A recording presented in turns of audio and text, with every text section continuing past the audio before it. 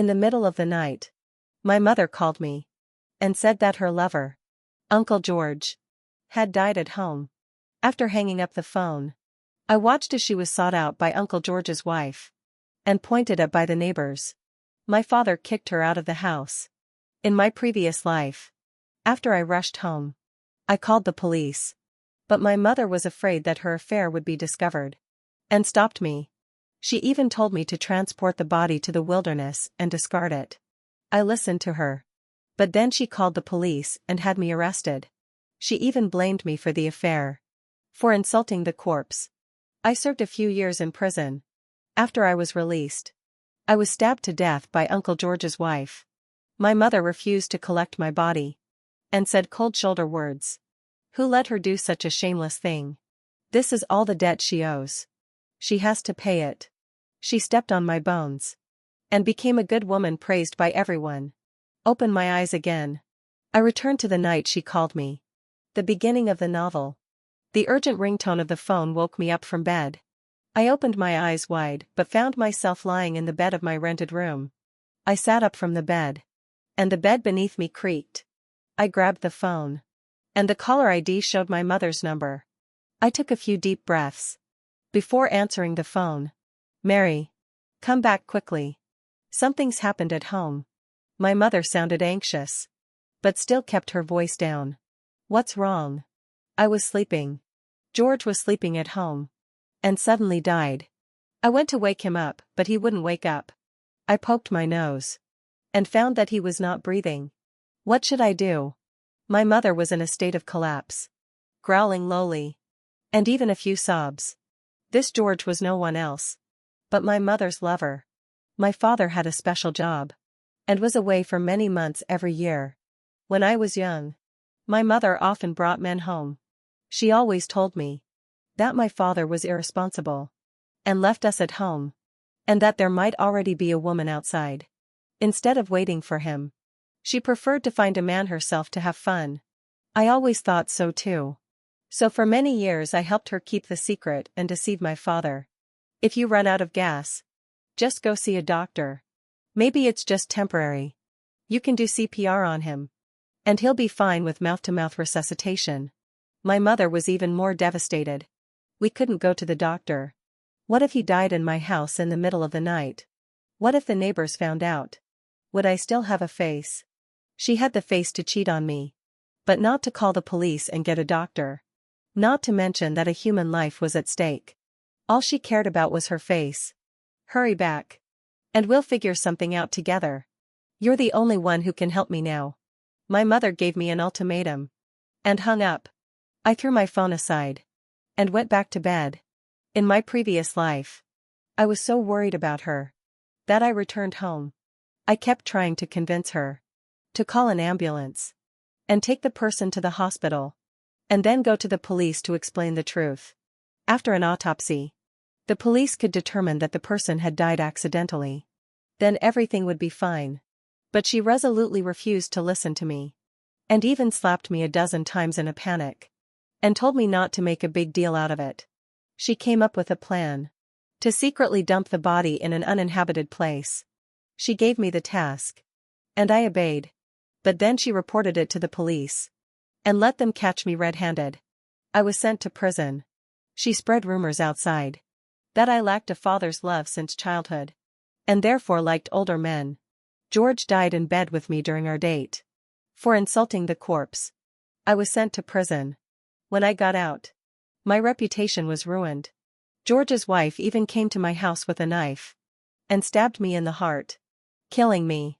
Instead of avenging me, my mother sent her to prison and even signed a letter of apology, mercifully saying she dared to shamelessly destroy someone's family and had to bear the wrath of the wife. She deserved it. My father also began to reflect on whether he had given the family too little, which made my character so distorted. So he decided to quit his job and return home to be with his family. In the end, I became the only victim, and I'm already dead, without being able to say a word of explanation. So this time, this corpse can be disposed of however you like. I won't care anymore, because I was afraid that my mother would come to the rental house to find me. So I just packed a few clothes and went to a hotel. My mother called me again and again. I just turned off my phone and didn't answer. Mimi slept for a while. She actually thought of it. To let her own daughter take the blame. But some things are done. You have to pay the price. Without my help, my mother had no way to dispose of George's body for the time being. But fortunately, my father was away for a while. And it was still winter. So the body would stink less. And not be discovered so quickly. If it was left at home, she could still think of a way. The only way she could think of was to come to me. Because I was the only one who knew about her affair with George. She even went directly to where I worked. But last night I took annual leave from the company. So no one could find me for a few days. What a liability. She was afraid to let her do such a small thing. What an ungrateful girl. She heard from my colleagues that I had taken leave of absence. And knew that I was avoiding her. She complained to her colleagues about my lack of filial piety. Her colleagues had no idea that the little task she mentioned was to dispose of my body. And she was still agreeing with her. Then she went to my rented apartment. There was no one at home. She looked for me all day. And found nothing. When she returned home, George's body was quietly lying in the bedroom. It was terrifying to think about. While she was looking for me everywhere, I went back to my home. Knowing that there was a corpse at home, I didn't dare breathe. I stopped briefly in the living room. And installed the pinhole camera I had bought. Then I went to my bedroom. And found an old mobile phone from many years ago. These things could be very useful to me. My mother went out and bought the biggest suitcase she could find. And put George's body in it. She was going to dump the body herself. But even throwing out the trash on the street can be a burden for normal people. Let alone dumping a body this size. Besides, how and where to dump the body was a problem. This matter was delayed. But George hadn't returned home for several days. And it aroused the suspicions of some people. Such as his wife Nancy. George was notorious for being dishonest. His wife knew this very well. But because they had 2 children, they kept putting off getting a divorce. And at first she thought that George had gone to the home of his mistress. And forgot to return home. But after 5 days, George still hadn't shown up. And wasn't even answering his phone. So she felt that something was wrong. But at this time, she didn't think that George had met with an accident. And even leisurely posted a friend circle message. My husband is at that third sister's house. And hasn't come home for several days. If relatives and friends see it, please remind him to come home. My mother also has her WeChat. After seeing this friend circle message, she even gave it a like. She dared to be so bold. Because she had already found an excellent place to dump the body. That place was in a large river in the suburbs. As long as she tied enough stones to the suitcase, the body would not be discovered for a short time. But she couldn't drive. So she had to push the suitcase in the middle of the night. Step by step. I, on the other hand, had been waiting for her since early morning. By the river. There was a surprise waiting for her. When she arrived at the river, where there was normally no one on the shore, there were now 2 police cars. And a dozen police officers standing in a long cordon. Many people were standing outside the cordon chatting noisily. I was terrified. After finally finding a place with lots of fish, I ended up catching a suitcase. I said that there must be either RMB or people inside. When I first caught it, it was still bleeding inside. It scared the shit out of me. How could there not be a lot of fish in this place? They grow up eating human flesh. And must be very fat. Shit. I'll never come back here. I'm afraid I'll one day eat a finger out of a fish's belly. My mother hid the huge suitcase she had with her in the grass. Then she walked up and heard them say these things. By the river. Dumping a corpse. Suitcase. These elements are all present on their own. If she hadn't just hidden the corpse. She thought these fishermen were talking about her. Why are you here so early in the morning? I'm also here to fish. A fisherman looked at her. A woman suddenly appearing. And asked curiously. How dare my mother say she was also here to dump a corpse? And quickly made an excuse. My daughter is sick. I want to get some herbs for her. I heard there are a lot of herbs here. The fisherman didn't suspect anything. And very kindly told her. You'd better go. A dead body was found here. Look. So many police are here. Go home quickly. My mother forced a smile. And struck up a conversation with them. I don't know who was so mean as to dump the body all over the place. It must have been murder and dismemberment. If they got caught, they would definitely be sentenced to death. The fisherman started analyzing. My mother thought about it. And continued to ask. What if he died accidentally? Then the family didn't want the trouble. And didn't want to spend the money. So they just put it in a box and dumped it on you. The fisherman got even more excited. This is an insult to the corpse. You'll go to jail. My mother's cheeks instantly lost their color. This corpse could not be thrown away from her hands under any circumstances. She could not go to jail. Now it was impossible for her to dump the corpse. My mother could only drag the suitcase back home in disgrace. But she didn't know that soon after she left, the forensic doctor arrived. A group of people carefully opened the suitcase and took out a prosthetic leg from inside, along with a large bag of rotten pork. This was the source of the blood and stench. There were boos all around. I thought we were going to witness something big. But it was just a misunderstanding. Someone must have felt ashamed of the thing and wanted to get rid of it. What a pain in the ass. The fisherman who had found the suitcase spat. Okay. You can go back to fishing. I'll just throw this away. The police dispersed the crowd. Trash in the river happens all the time. They were relieved that no murder had been committed. I had already used up my annual leave. I had to go back to work anyway. It was only a matter of time before my mother found me and asked me to help her get rid of the body. I just couldn't understand it. She would rather live under the same roof as a corpse than call the police. George had been dead for almost a week. The body had already started to stink. Body fluids were oozing out of the suitcase. A faint stench of decay could be smelled in the room. I was working at the company that day. My mother barged in. Xie Chen. Don't you dare hide from me again. She was very fast. She slapped me twice in quick succession. You're coming home with me right now. I'm your mother. Do you really think I can't do anything to you? She grabbed my hair and dragged me off my chair. I fell to the ground. My palm was bleeding. My colleagues tried to come to my aid. But my mother shouted at them to go away. It's none of your business how I discipline my own daughter. Get out of my sight. I yelled. My scalp tingled. But I still struggled violently. Let go of me. Or I'll tell everyone about the nasty things you did to help me. I yelled. How dare you? How dare you slander your mother? Yuan Wang. I hadn't even said his name. When my mother let go of me.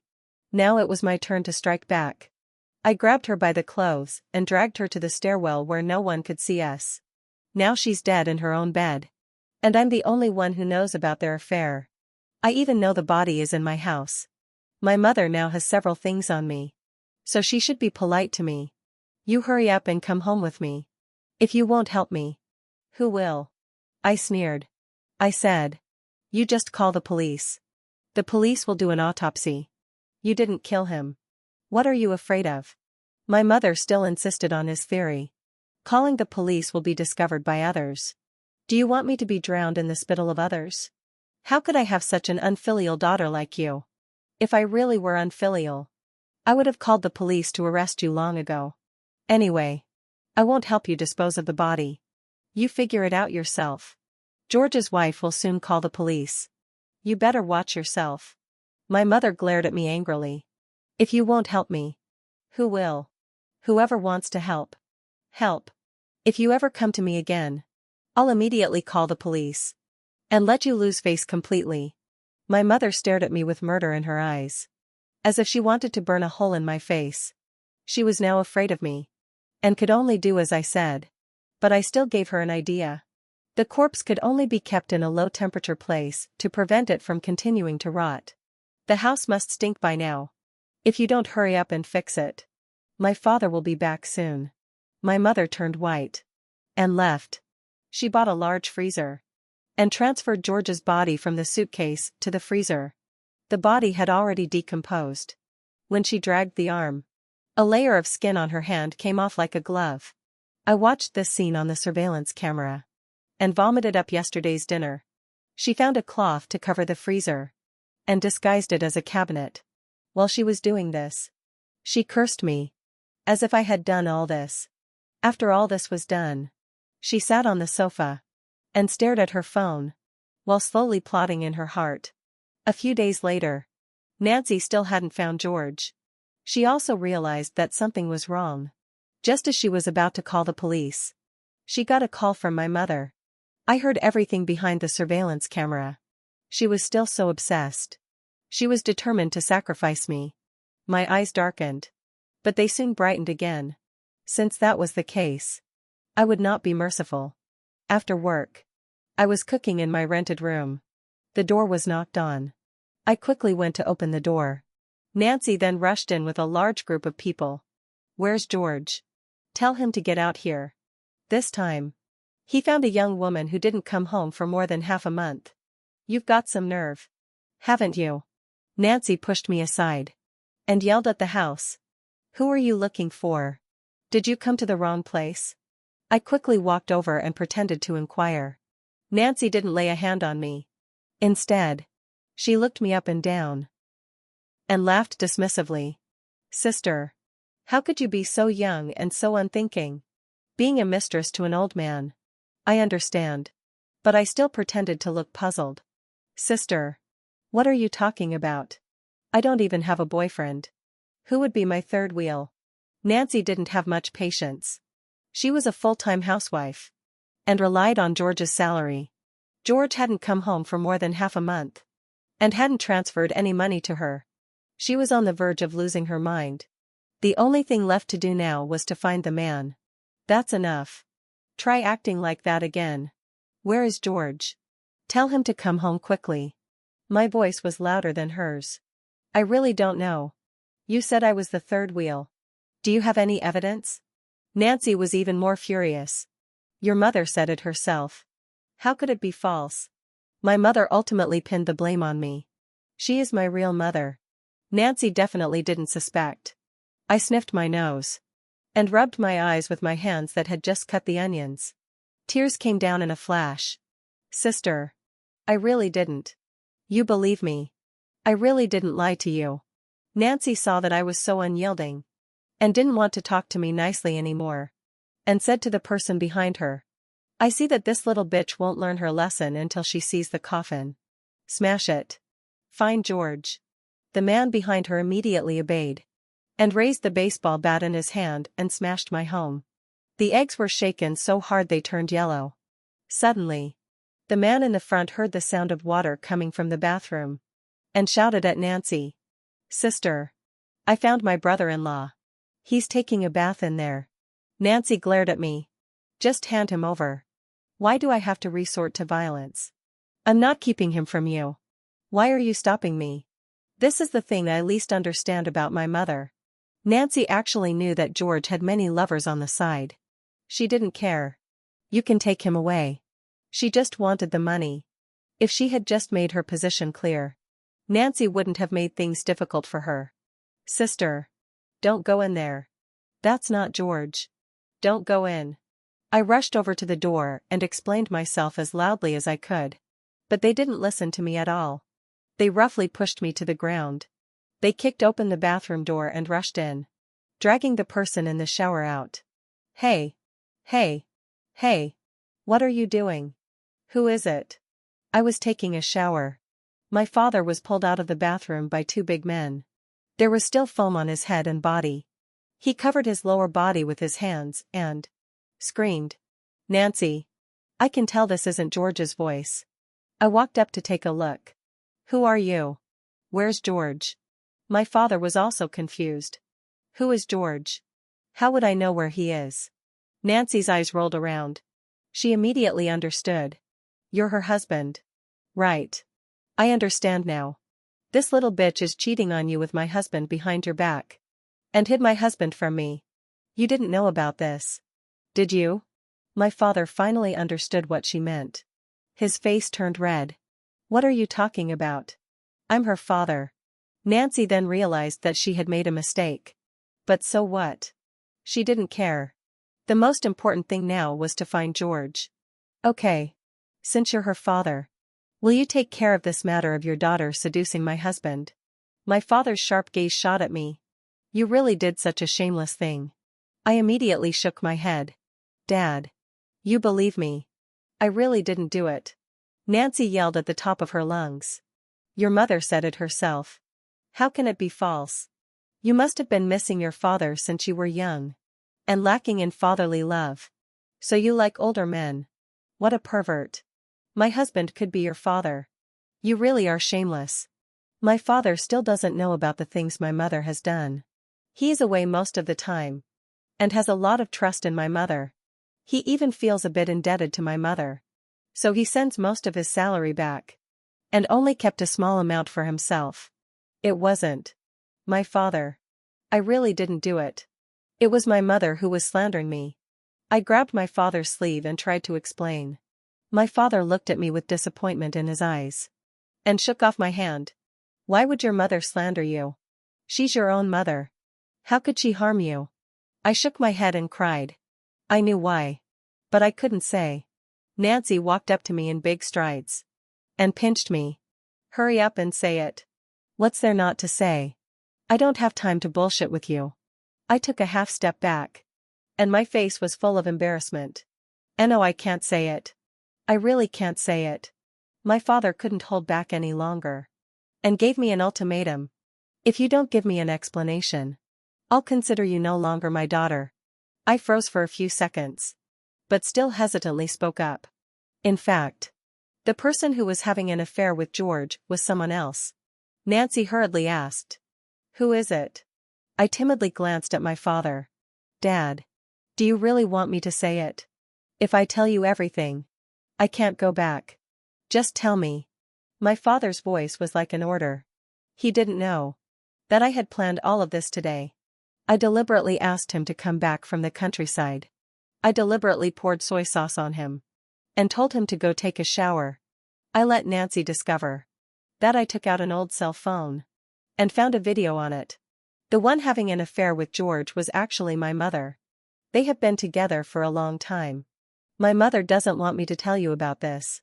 If I do, she will beat me to death. There was a video on the phone. It was my mom's birthday. George bought a cake and a gold bracelet and came to my house. The three of us seemed like a family. We sang my mom a birthday song. I also took out my phone and recorded a video. Later, my mom told me to delete the video. In front of her, I deleted it. But in fact, I found it again in the recent deletions. Unexpectedly. This time it helped me a lot. My father and Nancy came over to see it and saw what was in the video. Both of them were furious. Nancy yelled. Son of a bitch. He bought a gold bracelet for his mistress. After all these years of marriage. He only gave me a silver bracelet. My father suddenly realized that he was wearing such a big green hat on his head.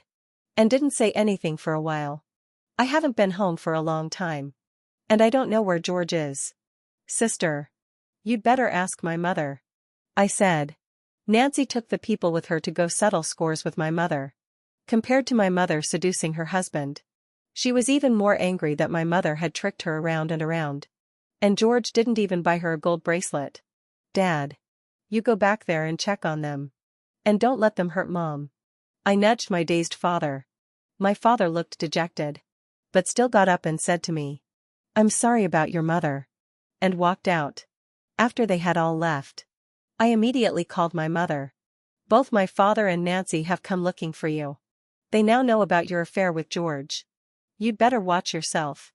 My mother was obviously panicked. How could it be? They didn't come to see you. Realizing she had let the cat out of the bag. She immediately fell silent. You see how good I've been to you. Even though you've framed me for your affair. I've only told people about your affair with George. As for her corpse. You'll have to figure that out yourself. Oh Heis. There is one way out for you. And that is to beg my father's forgiveness. Don't worry. My father will forgive you. After I hung up the phone. I left her with very little time. Hearing that my father and Nancy were both on their way. My mother panicked. After a few seconds. She slammed open the fridge. And took out all the meat and vegetables. Then she put it all in the freezer. To cover George's body. She emptied the freezer almost completely. Before George's body was barely covered. Then she put everything back in its place. And put a lot more stuff in the freezer. As soon as she finished, the door was knocked on. Nancy rushed in. This time she wasn't as nice as she had been when she didn't see me. She slapped my mother straight in the face. Then she grabbed her wrist. And pulled off the gold bracelet she was wearing. "Where's George? Tell him to come out. He's got money to buy gold for his whore. And hasn't been home for over a fortnight." My mother had already decided on a strategy in her heart. Her expression was very calm. "I haven't seen him for a long time either. I don't know where he is." Nancy, of course, didn't believe her. She looked around the house. But there was no sign of anyone. No one noticed. The extra freezer in the kitchen. Maybe they did notice. But who would have thought? There was a corpse inside. George has many lovers outside. Go find someone else. I don't know where she is. Nancy hadn't forgotten that she had called to mislead her. And snorted. "You really are a bitch. You can even spread rumors about your own daughter." My mother's face froze. But she still pretended to be strong and said, "This is my family matter. It has nothing to do with you." No one was found. Nancy didn't want to linger. And was preparing to take someone to someone else's house to look again. Just then, my father returned home. My father's face was gloomy. And he sat down on the sofa. After a few seconds, my mother had already made up her mind. She walked up to my father. And fell to her knees. "I'm sorry. Honey. I was wrong. But I was forced to do it. You haven't been home for months. I'm a woman. I'm lonely. I need someone to keep me company. When I gave birth to Sichuan, you didn't come home either. I went to the hospital alone. Do you know how scared I was? I had to find a man to keep me company. I promise I won't do it again. Honey. Please help me. I beg you." My father grasped the situation with a keen sense of timing. "What have you done?" My mother led my father to the freezer. And showed him George's corpse. My father was completely silent. He didn't know whether to laugh or cry. The good news was that my wife's lover was dead. The bad news was that he had died at home. My father turned to my mother and asked, "Did you kill him?" "No, I didn't touch him. He died on his own. I swear." My father dragged George's body out. Because it was frozen. His body was stiff and twisted. My mother and I just stood there. Looking at the corpse. "Honey. I don't want to go to jail. Let's just throw him out." "Okay. I'm really scared. Just dump him in the river. No one will know it was us. If we get caught, the autopsy will show that he died suddenly. It's not our fault." My father calmed down a bit. And rejected my mother's plan. "Dump? How to dump it? Where should I dump him? How can I avoid the surveillance cameras? Do you think it's that easy to dump a dead body?" My mother mumbled. She didn't know what to do either. "So what should we do? Should we just leave him in the freezer like this?" My father's gaze turned to the kitchen knife not far away. He told my mother to go out and buy something. Then he dragged the body into the toilet by himself. One night passed. George was chopped up. His body parts were put into 5 bags. My father took 1 bag. And the remaining 4 bags were still put in the freezer. And thrown out at different times on 4 separate occasions. My mother watched my father dismember the corpse the whole time. My father vomited several times. But my mother didn't react at all. She vaguely remembered what the fishing guy had said before. Insulting a corpse is also punishable by law. But now it was my father who dismembered the corpse. And it should be my father who went to jail. I only realized now that she is extremely selfish. And will only do what is beneficial to herself. She could abandon her family and friends. When my father drove back to his hometown in the countryside to discard the last bag of body parts. On the highway, he was stopped by the police. My mother reported my father to the police. A lie cannot cover up the truth. My father mentioned surveillance cameras last time. My mother remembered that there were also ubiquitous surveillance cameras in the residential area where we lived. George had never left our home since he entered. When the police investigated, she was still a suspect. So she betrayed my father in return. She betrayed my father again. When my father saw the police, he knew everything and took the blame for everything. He said that he had discovered George and my mother having an affair and was resentful. He lured him to his home and killed him. My mother had nothing to do with it. But the police and forensic pathologist are not there just for show. Although George's body had been reduced to ashes, an autopsy was performed to determine the cause of death. My father was sentenced to 1 year in prison for insulting a corpse. Nancy fainted as soon as she learned that George was dead. When she woke up, George had already turned into ashes. She didn't even get to see him one last time. She almost hated my father as the instigator. My mother even went so far as to visit her with fake sympathy and offer her condolences. In fact, I had advised him many times, but he wouldn't listen to me. He stopped me from calling the police. I'm sorry. He wouldn't tell me what he wanted to do. If I had known, I would have definitely stopped him. After her provocation, Nancy now hates my father. It's as if she hated me in a previous life. She also kept spreading rumors about my father near our home, to change her own reputation for the better. My husband doesn't come home for a few times a year. If it weren't for him, could I go out and find other men? He actually had someone else on the side a long time ago. I can only pretend to be deaf and dumb to numb myself. In a previous life, how did she treat me right? Now she's doing the same to my father.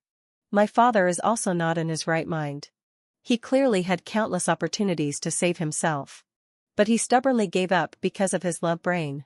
Unfortunately, my mother didn't appreciate him. She was prepared to sacrifice him long ago. I found an opportunity to visit him in prison. I told him about the rumors my mother has been spreading recently. I wanted to see his attitude. My reputation is already ruined. Your mother is saying this for the good of the family. She promised me that when I get out, our family will live a good life. I looked at him with an attitude of being obsessed with his mistakes. I thought he would never let go. But after all, he didn't harm me in my past life. He just listened to my mother's lies. Having him serve a year in prison was already considered punishment. As for the person who really harmed me, he is still out there living a happy life. My father had just been in prison for a few months, and my mother had already found a new man to bring home. When I returned home, she was having dinner with her new boyfriend. Brotherly. Eat. She made a whole table of delicious food. I walked over to the man and said, "You sit here. Someone else sat here before." Then he went to bed and fell asleep. And died. My mother put his body in the freezer and froze it for 7 days and 7 nights. The food you're eating now also came from the freezer. In the end, my father chopped up the corpse. Right in this house. You really have some nerve. How dare you come home? With every word I said, the man's face grew uglier. The look in his eyes at my mother also carried some fear. I still have some things to do today. I'll leave first. Without another word, he stood up and ran out. As if there really were a ghost in the house. My mother tried to pull him back but couldn't. Brotherly. Brotherly. This is all a misunderstanding. Let me explain. Seeing that the other person had run away, my mother gave me a glare. You did it on purpose. Didn't you? My father just went in for you. And you're already looking for a man. Do you have an addiction? No man will die. My mother looked like a cat that had its tail stepped on. So what? He did it willingly. Who told him to help me? I could have done it myself without him. You're saying that now. Why didn't you do it then? You had to wait for my father to come back to dismember the body. I looked her in the eyes and said word for word. Because you had already made preparations to find a scapegoat. It wasn't my father. It would have been me. Anyway, you wouldn't dirty your own hands. Would you? Nonsense. Who wants to go to jail? Your father chose this for himself. It's got nothing to do with me. It's only a year in jail. He'll be out soon.